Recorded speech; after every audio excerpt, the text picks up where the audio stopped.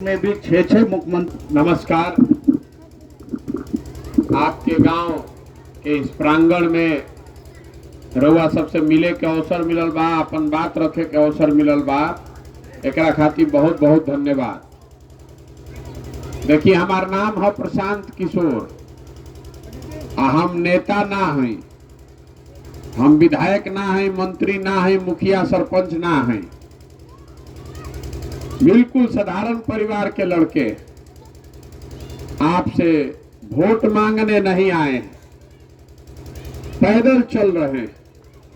संकल्प लिया है कि पूरा बिहार में गांव, शहर, कस्बा, पंचायत पैदले चल के जाई। पूरा बिहार करे में 5000 किलोमीटर चले पड़ी पैदल। अभी 115 दिन से चलतनी, 1-1.5 बरिस और लागी बिहार के सब गांव गांव पहुंचे में। तो हम पैदल काहे चलतनी?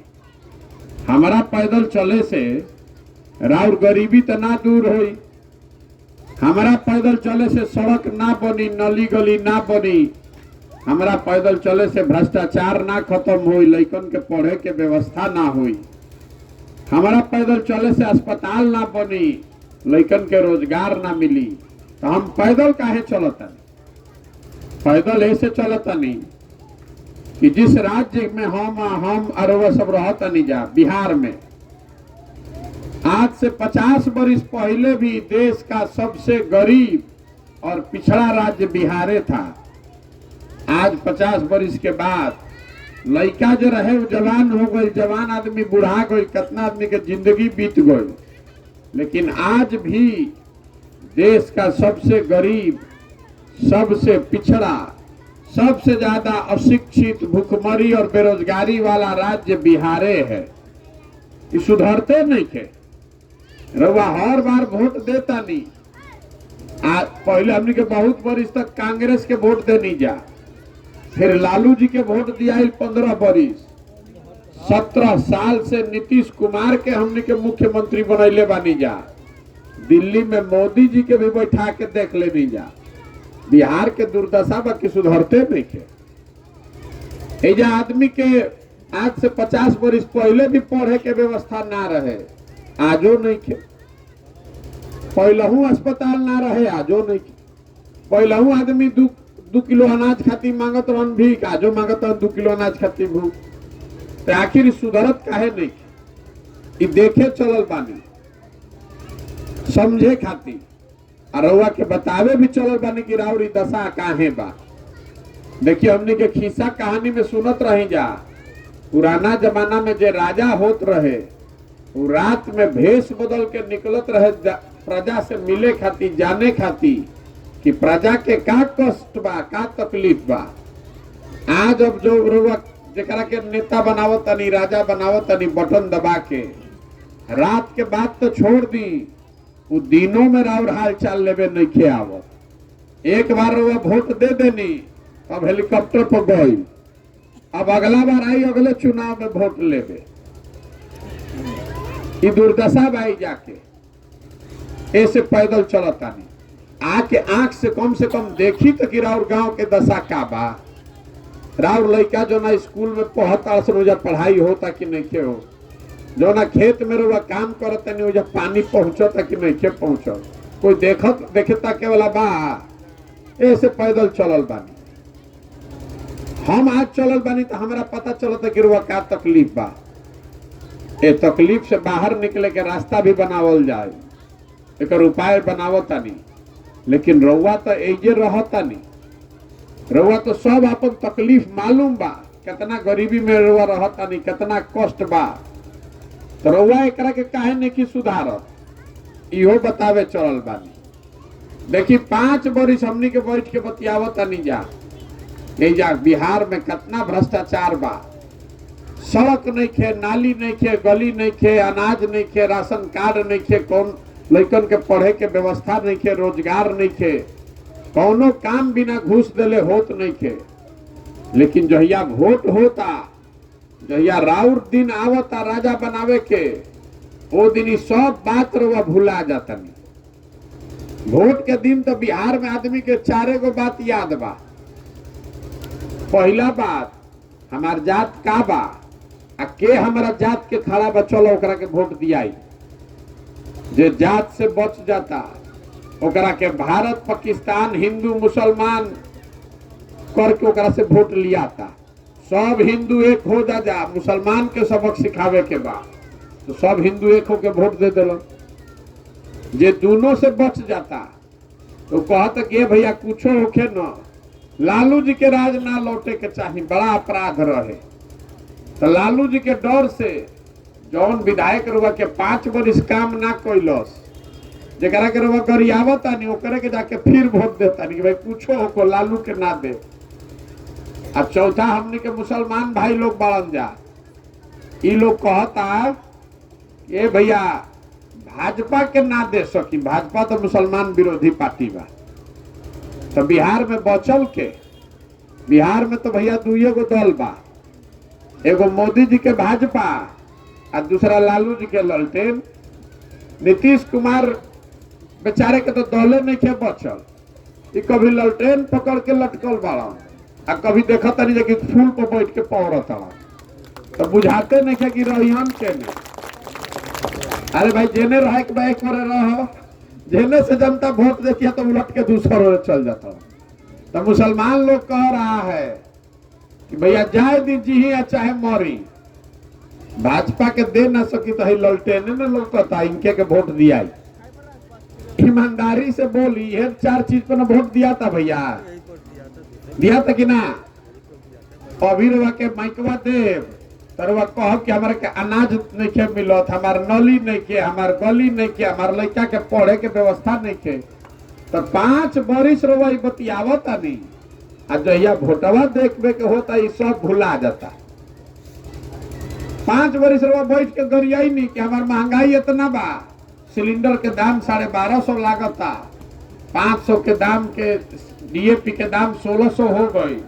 आ जहिया वोट होई तो सब आदमी कही करे सब भूला, पाकिस्तान देखो, पुलवामा हो गई, चाइना हो गई, तो चलो चलो चलो सब मोदी जी के दे दो। आदमी कहते बा अरे छोड़ा है नीचे एमपी के मत देखो, ऊपर देखो, ऊपर मोदी जी के प्रधानमंत्री बनावे के बाद। तो हम रवा के कहे चलल बानी, वोट नहीं मांगत, हाथ जोड़ के सबके समझावतानी कि अरे भाई अगर रउआ अपन और अपन लड़का के चिंता ना करो तो कोई नेता दल राउर चिंता करी। भाई रउआ अपन लड़का के चिंता करे के चाही न, रउआ अपन लड़का के चिंते नहीं के।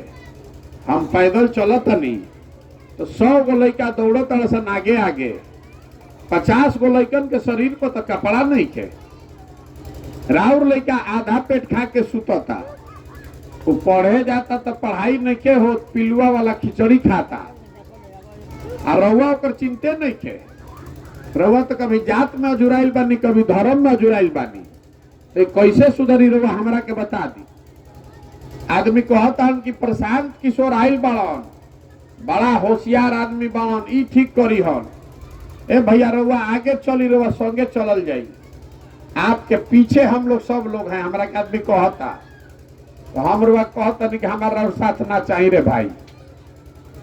जो समाज, जो आदमी, जो इंसान अपने बच्चे के साथ नहीं खड़ा है, आप हमारे साथ क्या खड़ा होइएगा। रुआ तो अपन लड़का के संगे नहीं खड़ा, आपको अपने लड़के का दर्द भी नहीं समझ में आ रहा। राउर लड़का पढ़ लिख के घर में बैठल बा, मजदूरी करता, और वह जात पर धर्म पर वोट दे, कभी सुधर सकेला। यही से चलता नहीं पैदल, हाथ जोड़ता नहीं सबके। अरे भाई अपना नहीं तो अपने बच्चों का चेहरा देखिए और जगिए। जात धर्म से बाहर निकल के वोट उसको दीजिए जे हमनी के लइकन के पढ़े के व्यवस्था करो, जे हमनी के घर के सवांग के रोजगार देओ, ओकरा के ना वोट देवे के चाहिए। रउआ 5 किलो अनाज पर वोट देता नहीं तो जीवन भर रउआ 5 किलो अनाज भीखे ना मांगे पड़ी। 5 किलो नहीं रउआ के 10 किलो अनाज मिले लागो तो रउआ गरीब से अमीर हो जाई। गरीबी से निकलना है तो तीने गो रास्ता है। चाहे और लड़का लड़की पढ़ के नौकरी करे लागी तो गरीबी खत्म हो जाई, नहीं अगर वह जमीन बा तो खेती किसानी करके गरीबी से निकल सकीला।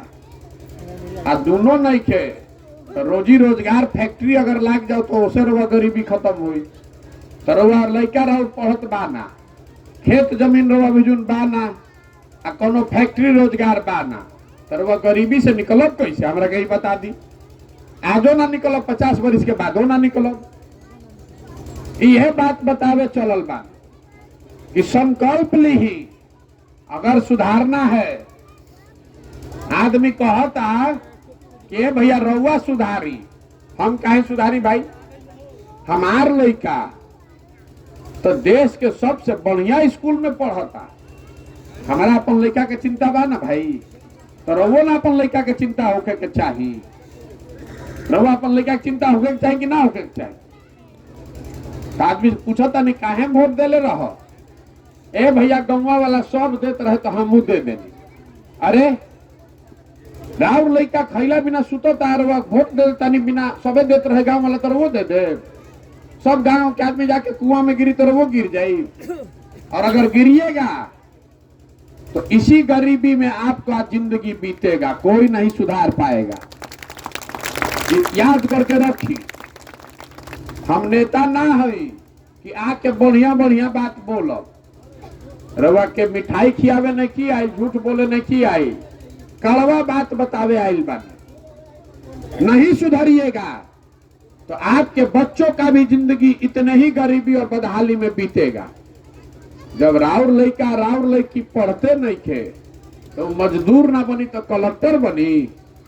जब पढ़ी तब न भैया आगे बढ़ी।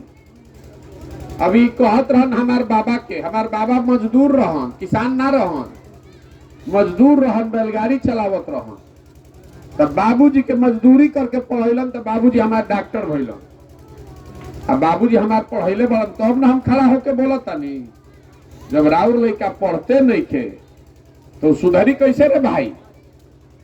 आ सबसे जब भाई पढ़ाई होत नहीं थे ऐसे सबसे नुकसान के कर बा? गरीब के। जरा भेजून पैसा बा तो लड़का के बहरी भेज के पढ़ा दी लड़की के। गरीब आदमी के बच्चा कहाँ जाई? राउर लड़का जब ना पढ़ी तो मजदूर बनी, रवो मजदूरी करता नहीं, राउर लड़को मजदूर रही। यह बतावे चलल बात। तो आदमी कहते कि भैया बुझाता ही बात, रउआ दल बनाई, रउआ संगे हमनी के रहल जाई। तो हम रउआ कहता नहीं, हमारा दल नहीं बनावे के। दल बनावे से का होई? पूरा बिहार में पहले ही से 50 गो ठग दल बनैले बड़न जा। जे आवत ठगता, कोई जात के नाम पर ठगता, कोई धर्म के नाम पर ठगता। हमारा दल बनावे से कुछ ना होई।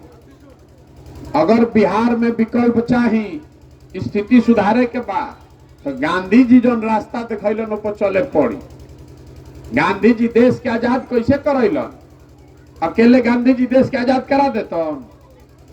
गांधी जी आगे आगे चललन, आ पीछे से पूरा समाज चलल, तब न ताकत बनी। गरीब अमीर अनपढ़ पढ़ल लिखल सब आदमी, औरत मर्द सब खराब होई कि ना भैया देश के आजाद करावे के बाद, तब ना आजादी मिलल। तो अगर बिहार के गरीबी से, बेरोजगारी से, भ्रष्टाचार से जान बचावे के बाद, लड़कन के जिंदगी सुधारे के बाद, तो सबके खड़ा होके के पड़ी। देखिए एजा हमने के रोड पर मोटरसाइकिल चलता। मोटरसाइकिल कहाँ बनता? मोटरसाइकिल बनता हरियाणा में, महाराष्ट्र में। रउआ घर में टीवी लागल बा, टीवी देखता रही न? टीवी कहाँ बनता? ये बनता नोएडा उत्तर प्रदेश में। हाथ में रउआ मोबाइल ले ले बानी, ये मोबाइल कहाँ बनता? ये बनता महाराष्ट्र में। एजा बस चलता, ट्रैक्टर चलता, ये कहाँ बनता? ये बनता हरियाणा में, महाराष्ट्र में, तमिलनाडु में। घर में रउआ सीमेंट लगावतानी, छड़ लगावतानी, खेत में खाद डालतानी, ये कहाँ बनता? ये बनता उत्तर प्रदेश में, मध्य प्रदेश में, उड़ीसा में, झारखंड में। तो हतना आदमी जब बालन बिहार में क्या बनता ही बताओ? कुछ बनता बिहार में भाई? तो हम बतावता नहीं क्या बनता।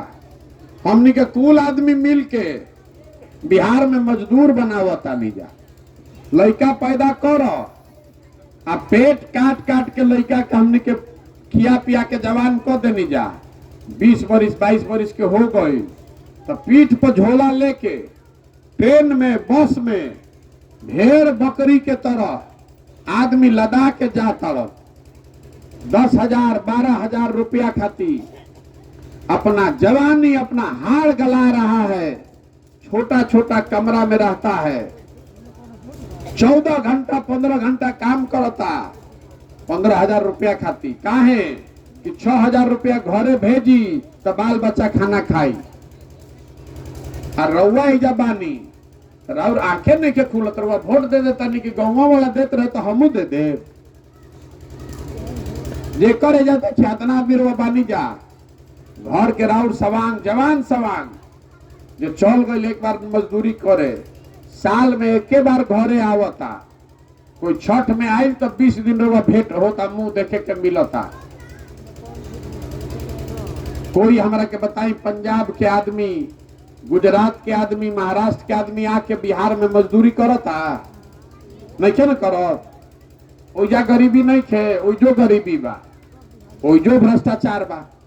लेकिन ओइजा के सरकार इतना व्यवस्था कर देले बा कि 10,000 15,000 रुपया खाती कोई के अपन घर द्वार परिवार छोड़ के बहरी ना जाए पड़ो। तो ये अगर व्यवस्था पंजाब में बा, महाराष्ट्र गुजरात में बा, तो बिहारों में होके के चाहिए ना भाई, होके के चाहिए कि ना होके के चाहिए। तो ये बात बुझाए काहे नहीं के बुझा। दुइये गो बात समझ ली, अगर और लड़का पढ़ी तबे गरीबी से निकलो, और ना ही घर में कोई के रोजगार मिल जाई तब गरीबी से निकलो। इतना तो सीधा बात बा, सब बात भुलाई आ संकल्प ली कि जात पर ना, धर्म पर ना, भारत पाकिस्तान पुलवामा पर नहीं, 5 किलो अनाज पर नहीं, नाली गली पर हमनी के वोट ना दिहल जाई। हमनी के वोट ओकरा के दिहल जाई जे हमनी के बच्चन के पढ़े के व्यवस्था करो, सवांग के बहरी से ला के जा रोजगार दो, आ खेती किसानी के स्थिति सुधारो। ये ना 3 गो बात बा भैया। क्या भाषण देवे के बा सब है याद कर लो। 3 गो काम हो तो वोट दिया, या ना तो मारा झाड़ू मार के बाहर करो। हमने के ठेका ले ले बानी जा। 32 बरिस से आदमी, मतलब जवान आदमी बुढ़ा गई, अब जाए के बेरा हो गई, सुधरते नहीं के। तो आदमी कहता कि भैया विकल्प बनाई रहो, अब क्या बुझा गई बा। तो विकल्प कैसे बनी? विकल्प बनी है गाँव गाँव चलता नहीं। तो आदमी गांव से जो निकालब खोज के सब के एक संगे बैठाई, आ सब लोग मिल के कही कि दल बनावे के बाद बनावल जाई दल। लेकिन अगर दल बनल तो दल हमार ना होके के चाहिए। प्रशांत किशोर दल बना लिहन तो फायदा का बा? दल होके के चाहिए बिहार के सारे लोगों का, जो मिलकर इसको बनाए और आगे मिलकर चलाए। अब दल के नेता के हुई? दल के नेता प्रशांत किशोर ना हुई। दल के नेता ओकरा होके के चाहिए जो सब लोग मिल के चुनो कि सबसे काबिल आदमी बिहार के बा, जे काबिल आदमी बा, जो हमनी के गरीबी से निकाली, जो हमनी के लड़कन के पढ़े के व्यवस्था करी, जो हमनी के जाए रोजगार दी, खेती सुधारी, ओकरा के नेता मानल जाए। कि ठीक बात बा कि ना बताई? अरे ठीक बात बा कि ना बताई? सबके बोले के बा। अभी एगो सवाल करो, एकरा पर वोट देवे के बा, अभी हाथ उठा के वोट देवे के बा। जरा हाँ बोले के रही उ जोर से हाँ बोली, आ जरा ना बोले के रही उ ना बोली। लेकिन हाथ सबके उठे के चाहिए, कैमरा में आवे के चाहिए। ना तो आदमी कहियन कि हमारा गांव में तो आइले ना रहन, हमारा से कहाँ पूछ रहा हूँ। पिछला 30-40 साल में आपने जिसको भी वोट दिया, किसी ने आपके और आपके बच्चों की चिंता नहीं की। बिहार आज भी देश का सबसे गरीब और पिछड़ा राज्य है। अब समय आ गया है कि बिहार की जनता, आप और हम सब मिलकर अपने और अपने बच्चों के भविष्य के लिए गांधी जी के बताए हुए रास्ते पर चल के अपना विकल्प बनाएं, जनता का विकल्प बनाएं। आप बताइए कि जनता को मिलकर अपना विकल्प बनाना चाहिए कि नहीं बनाना चाहिए? बनावे के चाहिए कि ना बनावे के चाहिए? तो बनावे के चाहिए, सब आदमी कहता। तो फिर आदमी पूछता कि भैया दल तो मान ली बना लिहल जाई, चुनाव कैसे जीतल जाई? हमनी के गरीब आदमी, पैसा बा ना संगठन बा, एजा इतना बड़ा बड़ा दल बा, नेता बा, कैसे जीतल जाई? हम वो बतावे है बनी रवा के कैसे जीतल जाए। जिसको भी आप बटन दबाते हैं वही राज्य का मुखिया बनता है, नेता बनता है। लोकतंत्र में रउआ हनुमान जी बानी, रउआ बिजुन सब शक्ति बा, रउआ भुला गइल बानी। एक बार आप खड़े हो जाइएगा अपने और अपने बच्चों के भविष्य के लिए, तो जन बल के आगे कोई बल नहीं है। जनता खड़ा हो जाई तो सब आदमी उलट गई। हाँ, आज जे हमरा के थोड़ा बहुत भी जानता, जे थोड़ा बहुत भी हमरा के जानता, ओकरा मालूम बा कि प्रशांत किशोर के और कुछ आवे चाहे ना, चुनाव लड़ावे आवेला। पिछला 10 साल में जेकरे हाथ पकड़ले बानी उ कभी चुनावे नहीं हारा है। तो अब की हाली दल नहीं की पकड़ ले, बड़ा बड़ा दल और नेता जरा के बड़ बुझता नहीं, उ तो चुनाव लड़े खातिर हमरा भी चुनावे लो। तो हम अब की हाली संकल्प ले ले बानी, भैया दल ना चाहिए, नेता ना चाहिए, जनता का हाथ पकड़े हैं, आपका हाथ पकड़े। जिसको भी समाज अपने बीच से चुन कर निकालेगा, वो गरीब हो अमीर हो, अगड़ा हो पिछड़ा हो, हिंदू हो मुसलमान हो, औरत हो पुरुष हो, जे करे के समाज चुन के निकाली, वो करे पीछे अपन पूरा ताकत शक्ति पैसा बुद्धि सब लगाई और सब आपके समर्थन और आशीर्वाद से ओकरा के जिता के ले आवल। तब न बनी जनता के सरकार। इसीलिए कर नाम का बा जन सुराज। सुराज मतलब सुंदर राज। केकर सुंदर राज? जनता का सुंदर राज। जन मतलब जनता और सुराज मतलब सुंदर राज। जनता का सुंदर राज होना चाहिए। यही से इतना बड़ा अभियान शुरू कैले बानी। अब रउआ से वोट ना मांगनी, रउआ से पैसो नहीं की मांगत, आ नजर घुमा के देख ली, हम अपन एगो फोटो भी ना लगाई, कोई के एक कप चाय भी ना पी, आपन चाय खिचड़ी टेंट तंबू भी लेके ही संगे चलता। आपसे मांगने आए हैं आपका आशीर्वाद। ये कठिन काम है। 50-60 वर्ष में बिहार में किसी का हिम्मत नहीं पड़ा। ये करने निकले हैं, इसको पूरा करना है तो ऊपर वाले का कृपा चाहिए और आपका आशीर्वाद चाहिए। अगर आपको लगता है कि बिहार के लिए ये सही काम है, बिहार के बच्चों के लिए सही काम है, तो एक बार हाथ उठा के आशीर्वाद दी, दुआ दीजिए। है ना आपका आशीर्वाद? करी ना प्रयास होखो ना भाई। एगो अंतिम बात बता के खत्म करो। हमने के लड़का बहरी जाता सन पढ़े मजदूरी करे बिहार से बाहर। आदमी कहता बिहारी मतलब बेवकूफ, बिहारी मतलब अनपढ़, बिहारी शब्द गाली बन गया है। हम लोग बेवकूफ नहीं हैं, बिहार की जनता बेवकूफ नहीं है। ये तो ज्ञान की भूमि रही है। देवताओं को भी आकर बिहार में ज्ञान मिला है। आप बेवकूफ नहीं हैं। यहाँ के नेताओं ने और व्यवस्था ने हम लोग को बेवकूफ बना दिया है। एक बार आप जग जाइएगा, अपने बच्चों के लिए जग जाइएगा और संकल्प ले लीजिएगा कि अब की हाली वोट दबावे में गलती ना करो। अपना लड़कन के चेहरा देख के वोट दे तो आप ऐसी व्यवस्था बना सकते हैं कि किसी भी बच्चे को पढ़ाई के लिए बाहर नहीं जाना पड़ेगा, रोजी रोजगार मजदूरी करने के लिए बाहर नहीं जाना पड़ेगा। जो लड़के आज फैक्ट्रियों में बाहर मजदूरी कर रहे हैं, उहे लड़का कुला के बिहार में फैक्ट्री लगई है ना, चलो यहाँ लिख के रखी। इतना ताकत बा बिहार के धरती में। आप जगिए और एक बार मिट्टी के सम्मान में एक नारा लगाकर हम लोग खत्म करेंगे।